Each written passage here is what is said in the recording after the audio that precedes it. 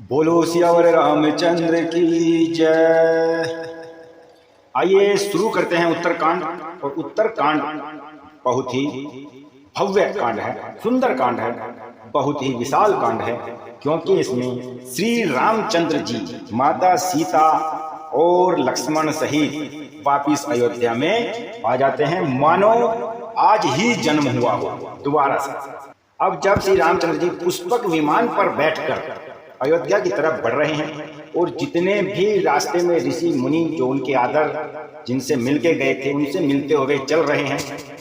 अब यहाँ पर एक चीज और देखो, पुष्पक विमान यानी कि विमान की जानकारी इसमें है तो हजारों करोड़ों साल पहले हमारे भारत देश में विमान का आविष्कार हो चुका है, बस पेटेंट नहीं कराया है ना।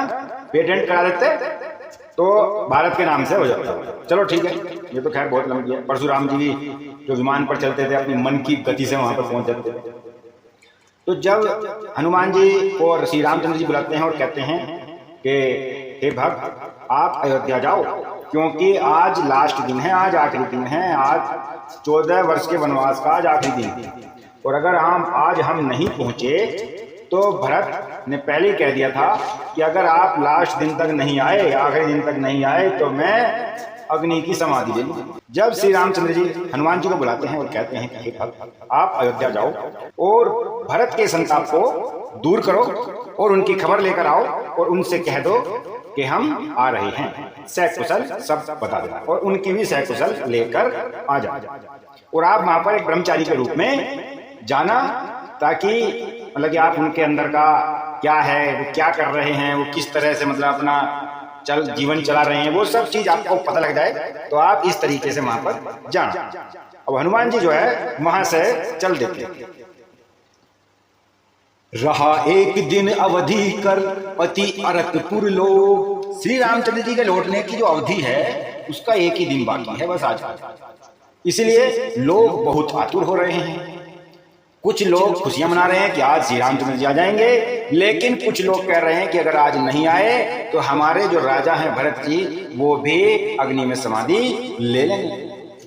सगुन होई सुंदर सकल मन प्रसन्न सबके, प्रभु आगमन जानो जनु नगर रम्य चेहू फेर। इतने में ही सब सुंदर सगुन होने लगते हैं और सबके मन अपने आप ही अंदर से प्रसन्न होने लगते हैं। नगर में चारों ओर रमणीक हो गई, मानो यह सब प्रभु की लीला हो। कौशल्या मातु सब मन आनंद अस होई। कौशल्या आदि सब माताओं के मन ऐसे हो गए, आनंद से भर गए, जैसे अभी कोई कहना कुछ चाहते हो लेकिन वो कुछ कह नहीं पा रहे। कि सीता जी और लक्ष्मण जी सहित प्रभु श्री रामचंद्र जी आ रहे हैं, लेकिन कोई किसी से कह नहीं रहा। आप भरत जी की दाहिनी आंख और दाहिनी भुजा बार बार फटक रही है।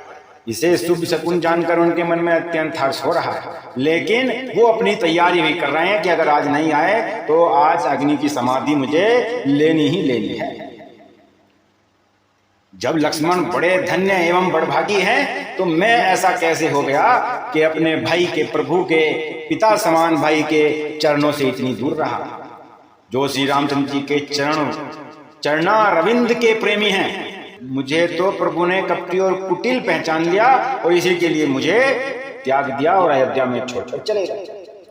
मोर जिये भरोसे दृढ़ सोही, मिले ही राम सगुन शुभ होई। और इसलिए मेरे हृदय में ऐसा पक्का भरोसा है कि श्री रामचंद्र जी अवश्य मिलेंगे, अवश्य मिलेंगे। ये सब सगुन जो हो रहे हैं ये मेरे ही हित में हैं। अब क्या कहते हैं, राम बृह सागर में भरत मगन मन होत, विप्र रूप धरी पवन सुत आई गयो जनुपोत। क्या बात है, श्री रामचंद्र जी के वृह समुद्र में भरत जी का मन डूब ही रहा था कि उसी समय पवन पुत्र हनुमान जी ब्राह्मण का रूप धरकर उनके सामने आ जाते हैं।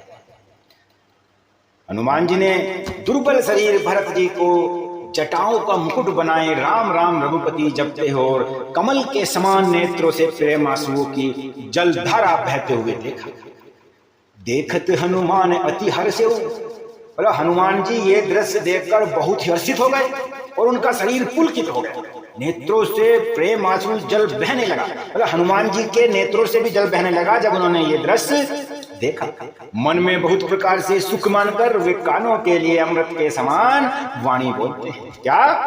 जासु विरह सोचहूं दिन राती, जिनके विरह में आप दिन रात सोच रहे हो, रटऊ निरंतर गुण गण पाती, और जिनके गुणगान आप हमेशा करते रहते हो, रघुकुल तिलक सुजान सुखदाता, वे बिल्कुल स्वस्थ हैं, सही हैं और सज्जनों को सुख देने वाले और देवताओं तथा मुनियों के रक्षक श्री रामचंद्र जी आ रहे हैं। शत्रु को रण में जीतकर सीता जी और लक्ष्मण जी सहित प्रभु आ रहे हैं। देवता उनका यश गा रहे हैं। वचन सुनते ही भरत जी सारे दुख भूल जाते हैं। सुनत वचन बिसरे सब दुखा, तिरसावंत जिमि पाई प्यूसा।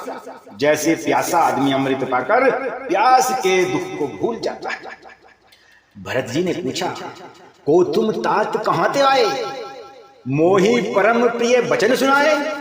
हे तात, तुम कौन हो और कहां से आए हो, जो इतने परम प्रिय वचन मुझे आपने सुनाए हैं। मारुत सूत में कपि हनुमाना, हनुमान जी बोलते हैं कि मारुत सूत में कपि हनुमाना, नामू मोर सुनु कृपा निधाना।